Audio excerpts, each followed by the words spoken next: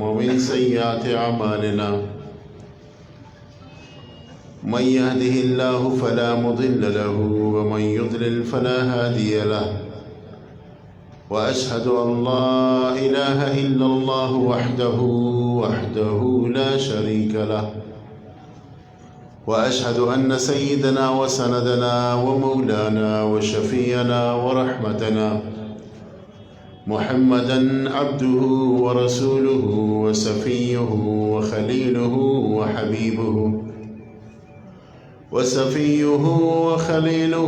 وحبيبه وصفوته من عباده أجمعين صلى الله تعالى عليه وعلى آله وسلم تسليما كثيرا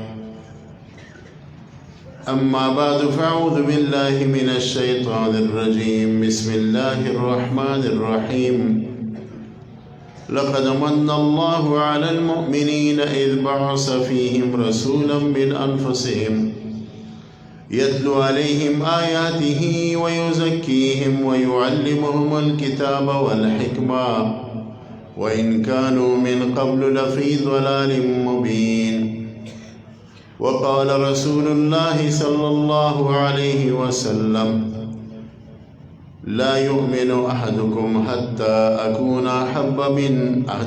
أكون أحب إليه من والده وولده والناس أجمعين أو كما قال عليه الصلاة والسلام ألف مرة وبعدد كل ذرة.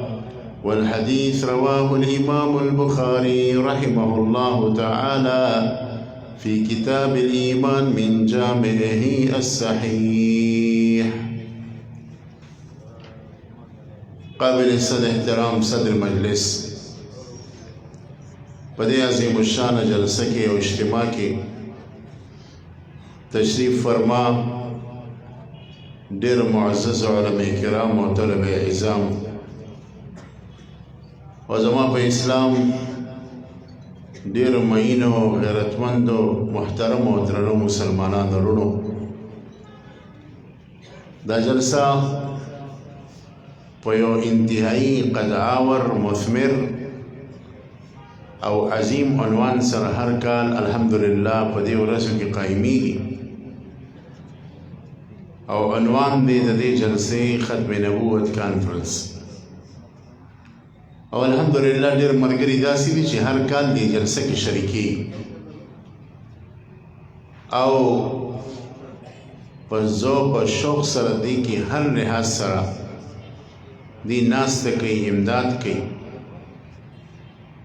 خو یو اهم خبره دا ده چې د دې جلسې نه مونږ ځان سره څه فایده اوچته کړه. د دې جلسې نه چې اخره کې زوز خپله محاسبه پکار ده چې زمونږ دا جولۍ چې مونږ ډکه کړه د علماو د بیاناتو نه دې مونږ له څه فایده راکړه. د دې جلسې بنیادي مقصد دا دی چې زمونږ عقاید دې مضبوط شي او د الهیات یعنی د الله د ذات سره چې متعلق کوم عقاید دي او د رسول الله صلی الله علیه وسلم د ذات بابرکت سره چې متعلقه کوم عقاید دي، دا عقاید زمون ګټور شي، مضبوط شي، چې دا فایده مونږ د دې جلسې نه واغسته نو مونږ په ګټه کې پاتې شو. اسلام کې یو احکام هغه دي چې د عقیدې سره تعلق ساتي عزتمند، او دویم احکام هغه دي چې هغه د ظاهري اعمالو سره تعلق ساتي. ظاهري اعمالو سره چې کوم احکام تعلق ساتي اسلام په دې کې کله کله جول برداشت کی گزاره د سره کوي، خو عقاید سره چې کوم احکام تعلق لري اسلام په دې کې بالکل 1% سستی نه برداشت کوي. هغه د الله تعالی د ذات سره متعلق وي، هغه د آسماني کتابونو سره متعلق وي، هغه د ملائکو د فرشتو سره متعلق وي، هغه د آخرت د ورځ سره او د رسولانو سره متعلق وي، هغه کو د تقدیر سره متعلق وي اسلام داستانه کلکه مطالبه کوي چې دا عقاید دي ګوري مضبوط ونیسه. عمده وجه ده حدیث د بخاري دی نور کتابونو براغسته دي چې د قیامت په ورځ باندې او دا غي نه پس چې جهنميان جهنم ته لاړ شي او جنتيان جنت ته راشي او جهنم کی اخیری هغه جهنمی پاتې شي چې د زړه په ګډ کې چرته د کلمې طاقت او رڼا پروت دی نو دا جهنمی هم الله پاک د جهنم درو باسي. او صحیح روایت کې راغلی دي چې بیا با دا تمام کفار چې په جهنم کې پاتې شي او جنتیان جنت ته لاړ نو د ګډ په شکل کې به الله تعالی دا مرګ راولي او د جهنم او د جنت په منځ کې به ذبح کی او دا مرګ په دې طریقې سره ختم شي. جنتیان به د مرګ په دې حلالولو انتهایی خوشاله شي چې د دې نه پس به همیشه زموږ مزید مرګ به نه راځي. جهنميان به ویر شروع کی جړا به شروع کی او وی به دا چې مو خداوی چې مرګ سره به موږ د جهنم نه خلاص شو. الله تعالی راته د سر دا مرګ ختم کو اوس به مرګ نه راځي او همیشه ابد الاباد به موږ عذاب کې پراته یو. حدیث کې راځي رسول الله صلی الله علیه وسلم فرمایي چې یو جهنمی وي او داغه د زړه په ګوټ کې بچرته د ایمان رڼا پرته نیک عمل به شرم نه کړ. الله تعالی به فرشتو ته وایي چې دې سړي په دې زړه کې د ایمان رڼا چې د ښکاری یو پلک وي نو دا سړی مسلمان دی د جهنم نه راوباسي. وې دې به د جهنم نه راوباسي او آب حیات کې به ورواچي یو نهر وي په هغې کې چې ورواچي نو د لاس او خپې به روټو کېږي دی به بالکل سټکوري جوړ شوي. تاسو پېژنئ سټکوري په پښتو کې تنور کې چې کوم لرګي ورلړوني شي او دا تور سکاره ترې جوړ شي دې ته سټکوري وایي. دغه رنګې به دې په آب حیات کې ورواچولی شي د لاس او خپې به روټو کېږي اندامونه به یې روټو کېږي سترګې او غاښونه او وګونه پوزه شونډې دا به راښکاره شي. حدیث کې پیغمبر علیه السلام صحابو ته دې مثال ورکوي چې دې به داسې روټو کېږي لکه څنګه چې کله سیند راشي او سیند ځان سره ځنګلي دانه راوړي او د سیند غاړې ته په دې لخه کې وروغورځوي او په سبا سهار چې ته لاړ شي نو دغه ځنګلي دانې به د خپلې غوټۍ نه سر روغ کړي د زړي نه او زیړ غونته سر به ښکاري چونکې دا ځنګلي دانه ډېر زر راخیږي په دې لخه کې. وی دغه رنګې به زر زر دا سړی په آب حیات کې روټو کېږي. وی به راوښکلی شي او جهنم طرف ته به مخ شي او د جهنم هغه تپش هواګانې سیلې به راځي دا مخ به سوځوي. دی به الله ته وي یا رب العالمین نور د نه هیڅ هم نه غواړم صرف د جهنم نه مې دا مخ غواړي. نو دغه وخت کې به الله تعالی دته وایي چې بني آدمه وعده وکړه چې زما نه به بل څه نه غواړي. دی وایي وعده ده حکم به وشي فرشتو چې دا مخ وله واړوي د جهنم چې کله مخ وله واړوي دنه به تکلیف ختم شي خو لرې به د جنت هغه باونډري ویني هلته به هغه ونې ویني د هغې د لاندې به ولې بیږي سرسبز و شادابي وی خوند به د به داسې خوند د ډېرې مودې نه نی مونتی داسې سورې به یې نی کتلی. دی به الله ته سوال کې یا رب العالمین نور د نه هیڅ نه غواړم دغه ځای ته مې ورنږدې کړي. الله تعالی به وفرمایي ای بني آدمه ته خو ډېر غټ دوکمار یې د دې نه مخکې خو تا وعده وکړه چې زه به ستا نه بل څه نه غواړم. دی به لکه د ماشوم هغه خپل رټ چلی لکه ماشوم له به تا سهر وخت کې 10 روپۍ ورکړي مازدیګر به بیا 10 غواړي خو چې ته ورته تا له خو ما سهار درکړي په هغه خبره به غوږ نه کوئ خو تا به وایي ما له 10 روپۍ راکړه بابا جان. وایي دقه رنګې دا کس به په دې خبره ځان نانګاره کړي او دا به وایي یا الله ورنږدې مې کړې که نه خدایه نور نه څه نه غواړم.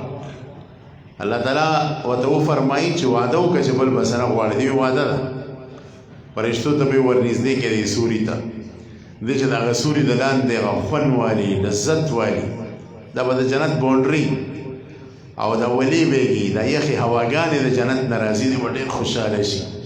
خو چې وګوري د جنت دا منځ به ورته ښکاره شي چې دا جنتیان به په یو بل له خوشحالونه شرابونه اچوي، مستۍ به کوي، منډې به وایي، څوک به ناست، څوک ملاست، څوک په هوا، میلې به لګېدلي او انتهایی د خوند او د لذت نه ډک ژوند به وي. نو د ده به ورته په خوله کې اوبه راشي.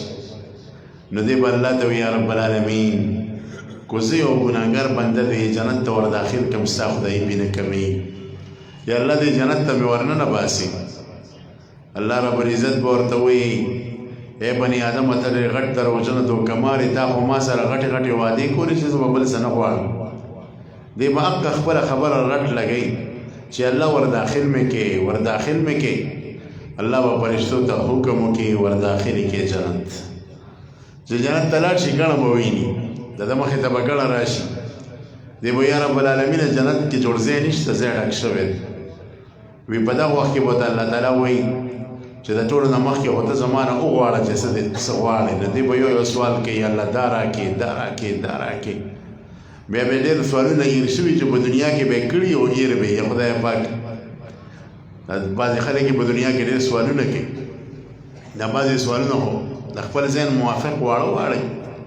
څه موده مخکې دا غوړو دا خالي ټیمان چې دی دا به ډېر ګران دی کباړیانو اخیستل. زمونږ په کلي کې یو هلک و، هغه وایي الله د 1 لک ټیمانو سوال د نه کوم بل د نه هېڅ هم نه غواړم چې بس 1 لک ټیمان راکړي چې ښه پرې مالداره شي.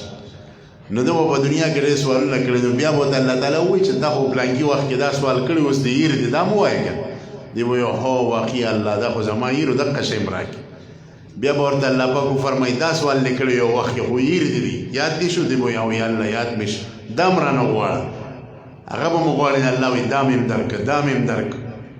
او بیا به ورته الله پاک وفرمایي چې د یو دنیا عمره دا جنت دی دا مې م درکړو، د 10 دنیاګانو عمره نور ځایونه مې م دله درکړو چې هغه جنت به د 10 دنیاګانو برابر وي. او دونه غټ نعمتونه به الله پاک وکړي. دا د څه په برکت باندې تاسو راته ووایئ د کلمې د ایمان.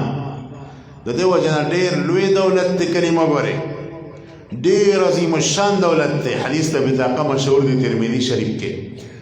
رسول الله صلی الله علیه وسلم فرمایي چې یو کس به راوستلی شي دغه به یو کم سل دفترې وي د ګناهونو، رجسټر یې به یې ډکې کړي یو دفتر او یو کاپي به دونی چې د هغې پاڼې به چې کوم ځای پورې د شاه نظر رسي دونه به پاڼې خورې شوي او هغه ټولو کې به ګناهونه وي.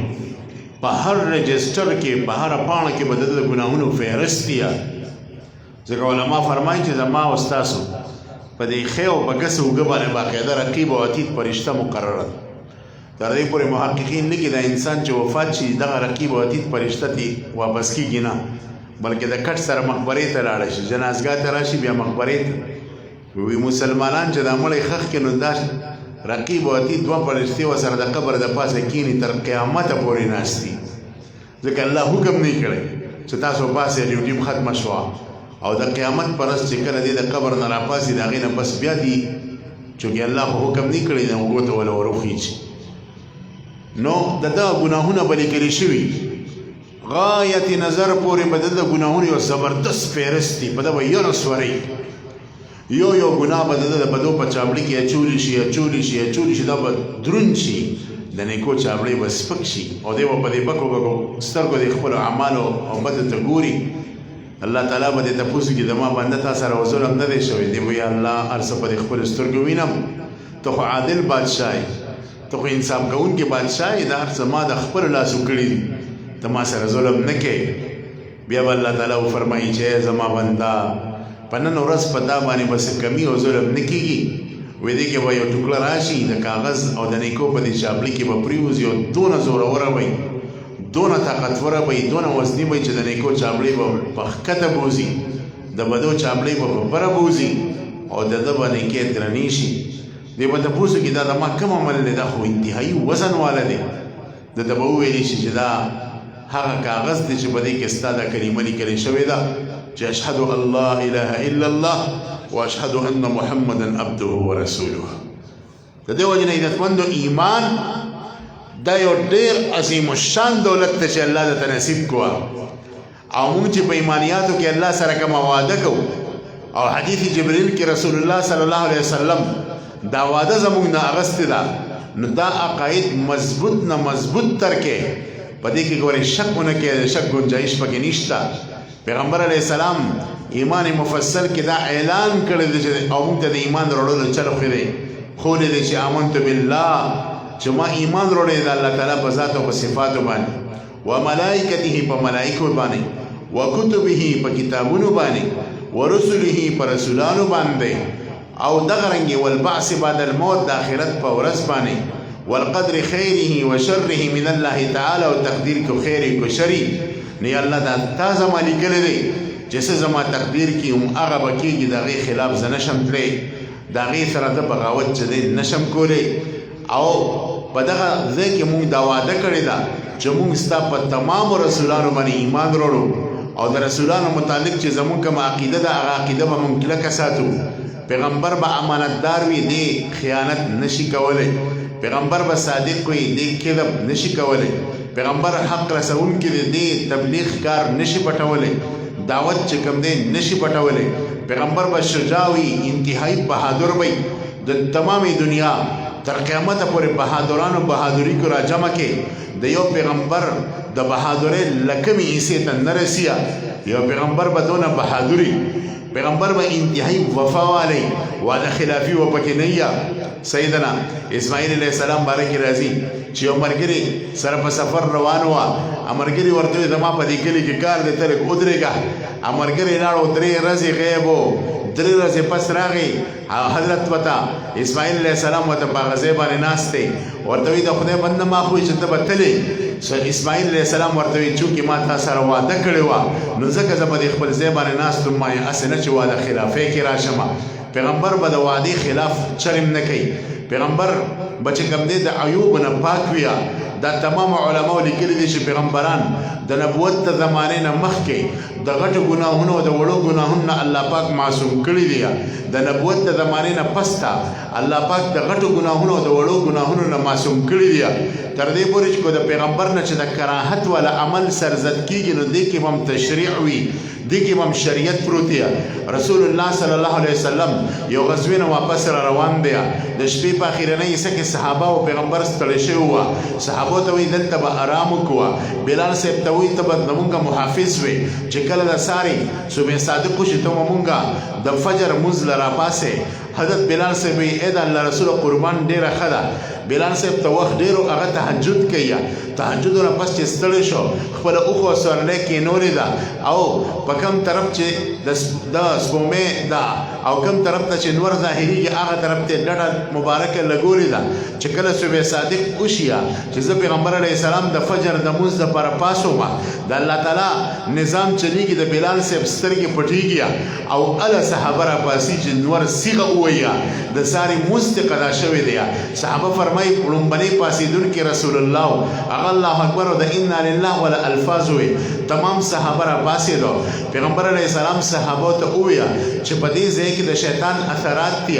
د دې ځای نه پړاو اوچت کیا د هغه ځای نه زی په وادي ته بل ځای کې پړاو اچي الته صحابه او د سونه کیا اجتماعي اذان کیږي او اقامت کیږي او د ساره د مز قضا کیږي. علما فرمای الله پاک د پیغمبر نه د سحر د مز یو پیرت ذکر قضا کو چې تر قیامت پورې چره د امت د مز قضا شي. نو چې پیغمبر څنګه قضا مز را ګرځولې دي چې امتیم هغه شان قضا مز رو ګرځي. لہذا په دې مز قضا کېدو کې چې کوم دي د شریعت پروت و قانون پکې پروت و تشریع پکې پروت و نو الله تعالی د خپل پیغمبر نه د کراهت یو عمل هم سرزد کړی هغه کې هم شریعت پروتي. د دین علاوه پیغمبر معصوم دی د وړي ګنا نه د غټي ګنا نه نبوت نه مخکې نبوت نه رستو. علماء لیکلي دي چې پیغمبر ته د داسې عمل او د داسې مرض نسبت نشي کولی چې کې سپکاوي وي. پیغمبر ګډ نشي کېدی. پیغمبر شل نشي کېدی. پیغمبر لون نشي کېدی. پیغمبر بټا نشي کېدی. پیغمبر کې داسې بیماری نشي راتلی چې د هغې نه خلک نفرت کوي. د دې وجه نه ایوب علیه السلام باره کې صحیح حدیث نشته چې هغه ته څه بیماري لګېدلې وه، لیکن محققین علما وایي چې ایوب علیه السلام باندې د الله د طرف نه کوم امتحان او ابتلا وه او داسې یو بیماري وه چې هغې نه به خلک نفرت نه کوه. الله پاک په خپل پیغمبر داسې بیماري نه راولي چې خلک ترې نفرت وکړي. زیات نه زیات د تبې کیفیت وه، زیات نه زیات د جوړونو درد وه چې خلک ترې نفرت نه کوي. لہذا کوم اسرائیلي روایتو کې چې دا واقعات راغلي دي چې چینجي په بدن کې شوي وه، کوم چینجي به د بدن نه پرېوته واپس په خپل بدن کې ورواچو چې د رزق الله پاک مقرر کړی دی دلته، اخره کې قوم په ډیران باندې ورواچو. نعوذ بالله د خپلې بیبي نه علاوه به ورسه خواله نه ورتلو. محققین علما وایي د دې روایتو اعتبار نشته، دا کمزوري روایت دی. صحیح عقیده د پیغمبرانو په باره کې دا ده چې دوی به معصوم وي، دوی باندې الله پاک داسې بیماري نه راولي چې خلک دې نفرت وکړي. او حضرت یعقوب علیه السلام باره کې راځي چې د هغې په سترګو پردې راغلی وي.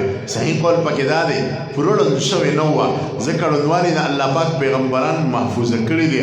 پیغمبران به د دنیا حسین ترین خلک یا د بدن لحاظ سره به د هغې بدن مزیدار یا د امام الانبیا علیه السلام شمایل تاسو وګورئ، د سر د ویښته نه والا د خپې د نوک پورې د پیغمبر علیه السلام هر اندام اعلی دی، هر اندام اولا دی، هر اندام بهترین دی.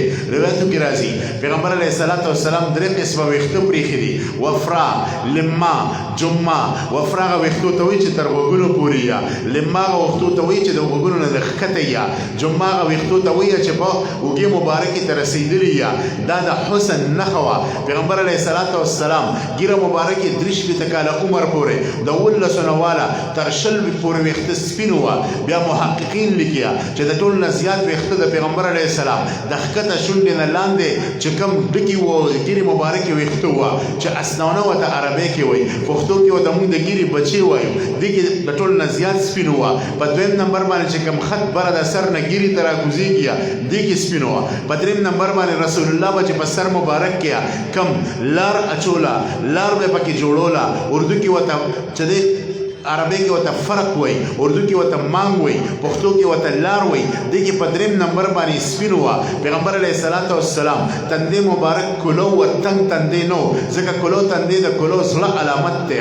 پیغمبر علیه السلام سترګې مبارکې د حسن علام مرقع وي. پیغمبر علیه السلام باڼه مبارک انتهایی اوږدو ځکه اوږده باڼه د حسن علامت دی. پیغمبر علیه السلام روزي مبارکې هغه نه ډېرې ګڼې وي چې بدې ښکاري، نه ډېرې رنګې وي چې بدې ښکاري، دې په منځ کې وي. پیغمبر علیه السلام د دواړو روزو په منځ کې د پوزې مبارکې د تندي د پاسه ځای خالي وه، دلته یو رګ وه چې کله به هغې مبارک باندې غوسه راله هغه رګ به په ټوپونو باندې شو، هغې به د پیغمبر په حسن کې نورم بړوتري راوسته. پیغمبر علیه السلام ننګي مبارک انتهایی مزیدار وه، ننګي به په غوسه کې داسې سره شوه، صحابه فرمایي قسم دی لکه د انار دانې چې به د پاسه نه جوړ کړي.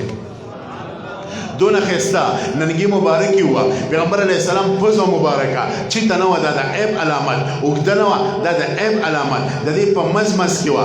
خو چې د ډېرو خلکو په منځ کې به ناستو د رسول الله د پوزې د پاسه یو نور به ورسور وه چې د لرې نه به نوراني ښکارېدو، یو پلق به د پوزې مبارکې وه خو چې هغه نور د نبوت وه، نور د معجزې وه. پیغمبر علیه السلام مخ مبارک اوږد نه و، ځکه اوږد مخ دا د عیب علامت دی. ډېر ګولم نه چې عربی کې ورته مکلثم ویه لکه پیړه، دا هم د عیب علامت دی. د دې په منځ کې و. پیغمبر علیه السلام ږیره مبارکه بلکل ګڼه وه، مزیداره وه، د هغې دا مرۍ مبارکه په ږیره باندې پټه وه. د دې نه معلومیږي چې موټي پورې د پیغمبر علیه السلام ږیره رسېدلې وه، بلکې ږیره خو د تمامو انبیا کرامو د حسن علامت دی. تمامو پیغمبرانو ږیرې پرېښې دي، په لکو صحابو ږیرې پرېښې دي، دا د حسن علامت دی. پیغمبر علیه السلام سینه مبارکه کلو وه، ځکه کلو سینه د سمندر زړه علامت دی. پیغمبر علیه السلام د اډوکو دا جوړونه غټ غټ وه، کمزوري او نرینه وه. پیغمبر علیه السلام دا ګوتې مبارکې دا ډېرې اوږدې نه وې، نه ډېرې لنډې وې، د دې په منځ کې وې، د غوښې نه ډکې وې. پیغمبر علیه السلام تلې مبارک انتهایی پوس وه. حضرت انس فرمایي ما د رسول الله په لاس کې خپل لاس کېښودو، د هغې په تلې کې مې خپل تلې کېښودو، په الله مې دې قسم يه نه مالش دونه پاسته دي، نه ریخم دونه پاسته دي څونه پوس لاس چې زما د محبوب د جانانو.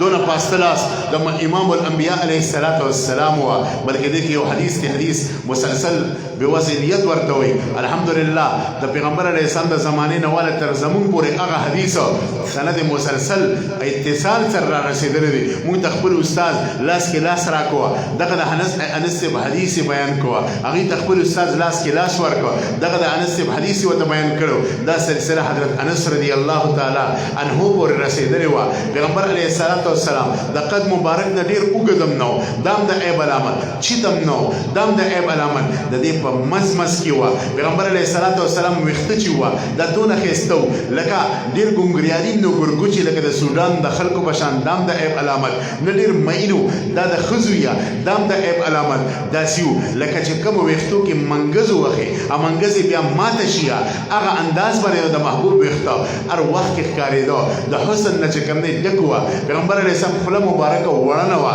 مزیدار په اندازې سره لوی خپلوا ځکه لوی خپل د فصاحت او د بلاغت نخدا عرب وی د زنانه خپل وړه خون کوي د سړي خپل غټه خون کوي غټه خپل چې مزیدار په اندازې باندې د فصاحت او د بلاغت علامت همدا وجه چې رسول الله انتهایی فصیح انتهایی بلیغ داغه د خلینو بچ کمی خبره راوته ابا د کانی کرخوا یو خبره کې به حکمت پروتو یو خبره کې به د علم سمندر پروتو پیغمبر علیه السلام غاخونه انتهایی مزیدار کله بچی خنداشو غاخونه به پلق وخوا غاخونه د یو بل سره لګیدل نو معمولی زیو پکې چې دا د حسن علامت ته چې کوم غاخون د یو بل سره بالکل لګیدلی دا عیب غني عربو پیغمبر علیه السلام غاخونه مبارک داسیو پیغمبر علیه السلام په بدن باندې د ضروري زین علاوه چې په کوم ځای وخته پکار دی علاوه د هغه زینونه وختنو وا پیغمبر علیه السلام د دې مریض د قوتي نخکتا یو د وختو لړ لاغلو تر نوم مبارک پورې رسیدلو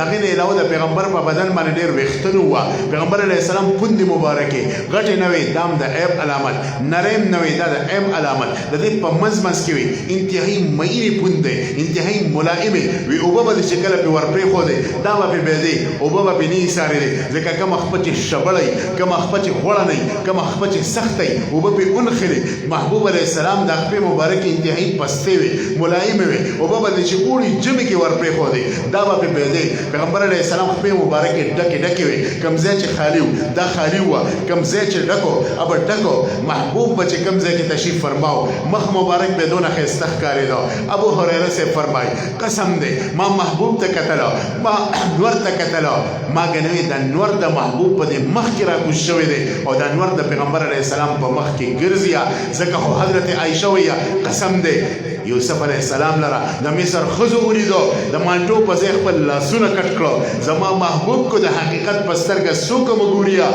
نو د لاسونو په ځای خپل زړونه کټ کیا خپل زړونه بچ کم دی په چاړه باندې قطع کیا دون حسن الله پاک امام الانبیاء ور کړو پیغمبر په باره کې دا عقاید ساتل هغه د هر عیب نه بری کول چې کوم انساني عیوب دي نو ګوره دا انتهایی ضروری دي دا زموږ د عقیده اصلاح امام قاضی عیاض رحمه الله کتاب الشفا کې لیکي یو کس را پاسېدو او هغه دا وویل چې د پیغمبر علیه السلام صادر خیرن دی کافر دی سره د تن نه جدا کې د امام الانبیاء علیه السلام د صادر متعلق ګستاخی وکړه دون حساسه مسله ده د پیغمبر سره متعلق لہذا یا ساته خپل بچو ته د پیغمبر قدر وخه خپل زنانو ته د پیغمبر علیه السلام محبت سینو ته زړونو ته چې کوم دی ورکوس کې خپل زړونو ته د محبوب محبت نصیب کې دا عبادت ته ګوري دا زموږ د ایمان حصہ ده د پیغمبر سره د محبت نه بغیر زموږ ایمان نه دی قبول د پیغمبر سره د محبت نه بغیر زموږ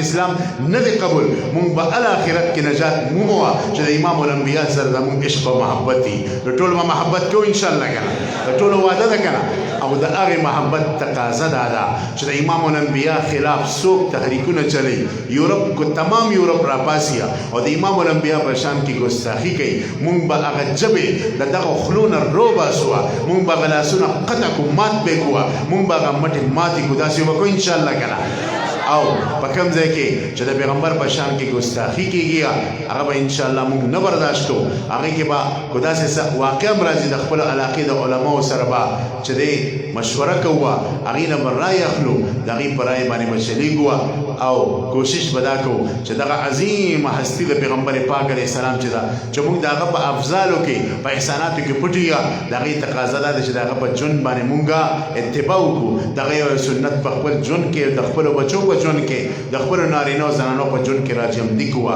نو ټول به جمدي کوي انشاءالله که الله تعالی دې موږ تاسو له په دې خبرو د عمل کولو توفیق راکړي زه صد مبارکبادي ورکوم د دې یون کونسل دغه علما کرامو ته چې ماشاءالله هر کال یو شاندار جلسه دی منعقد کوي او ډېر فکر یې ورسره ډېر اهتمام یې ورسره دا جلسه الله پاک کامیابه کړي زه خراج تحسین پیش کوم د خپلو ټولو علما کرامو ملګرو ته او دغه غیورو مسلمانانو ته چې دې سره په دې جلسه کې معاونین د هر طریقې سره منډه تړله وي دپاره دی چې زموږ د عام وروڼه د سیرت نه خبر شي د صورت د پیغمبر نه خبر شي او هغې د ذات سره چې کوم متعلقه هم عقیده د ختم نبوت د هغې نه خبر شي نو دغه علما او دغه ملګري چې دي اصحاب الحل والعقد الله دې دې دنیا او آخرت ښایسته کړي واخر دعوانا ان الحمد لله رب العالمین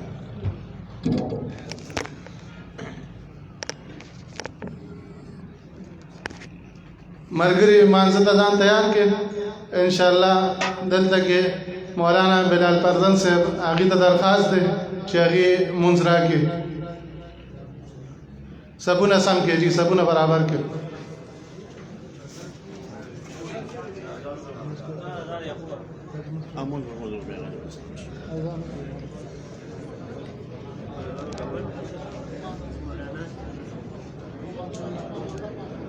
अल्लाहु अकबर अल्लाहु अकबर अल्लाहु अकबर अल्लाहु अकबर أشهد أن لا إله إلا الله أشهد أن لا إله إلا الله أشهد أن محمدا رسول الله أشهد أن محمدا رسول الله حي على الصلاة حي على الصلاة حي على الفلاح حي على الفلاح الله أكبر الله أكبر لا إله إلا الله सबून बराबर के अल्लाह अकबर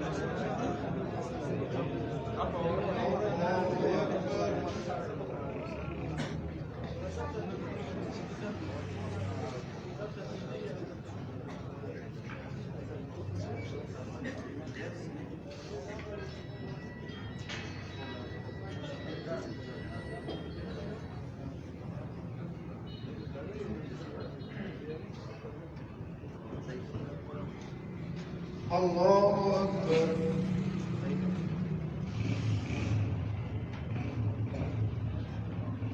سمع الله لمن حمده الله أكبر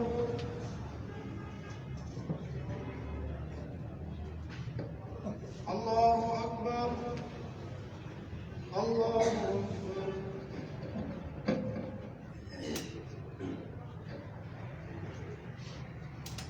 الله أكبر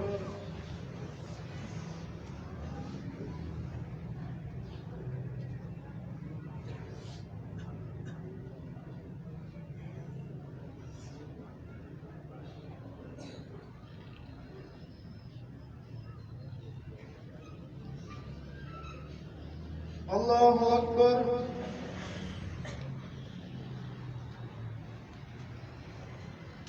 سمع الله لمن حمده. الله أكبر.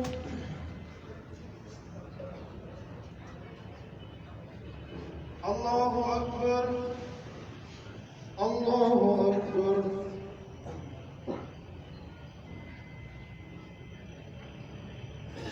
الله أكبر.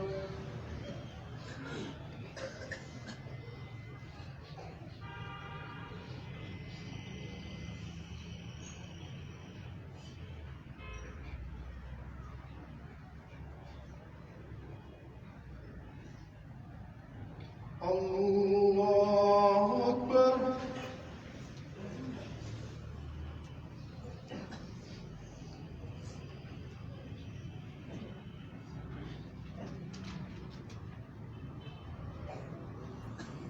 الله أكبر.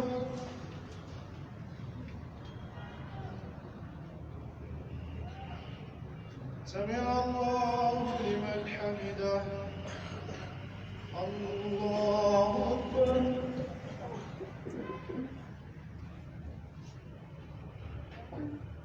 الله أكبر. الله أكبر.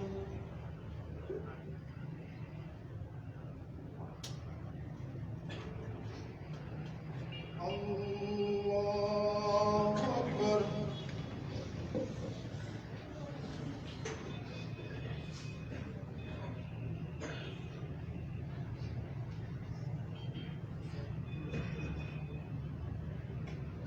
الله أكبر.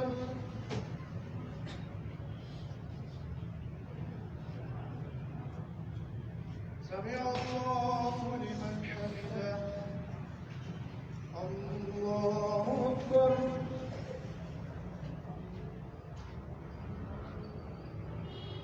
الله أكبر. الله أكبر.